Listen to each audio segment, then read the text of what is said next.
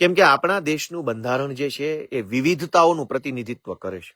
આપણો દેશ દુનિયાના સૌથી વધુ ને વધુ વિવિધતા ધરાવતો દેશ છે. અહીંયા એટલી બધી ભાષાઓ, એટલા બધા પ્રકારના સાંસ્કૃતિક વારસો ધરાવતા લોકો, અલગ અલગ હજારો જ્ઞાતિઓ, એમની અલગ અલગ માન્યતાઓ, અલગ અલગ પ્રદેશો, અલગ અલગ પહેરવેશ, અલગ અલગ રીત રિવાજો, એટલું બધું અલગ અલગ છે કે એક દેશની અંદર હજારો પ્રકારની સંસ્કૃતિઓ, ભાષાઓ, જ્ઞાતિઓ અને સભ્યતાઓ છે.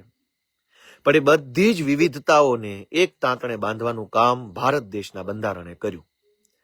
આ ભારત દેશનું બંધારણ છે ત્યાં સુધી આપણે એવું માની શકીએ છીએ કે સત્તા લોકોના હાથમાં છે. ભલે થોડું ઘણા અંશે આપણને એમ લાગે કે નેતા કે અધિકારી કે ગુંડાઓના હાથમાં સત્તા છે, પણ તેમ છતાંય સત્તા લોકોના હાથમાં તો છે જ. અને એના પાયાનું કારણ છે બંધારણ. અને બંધારણની અંદર શું છે?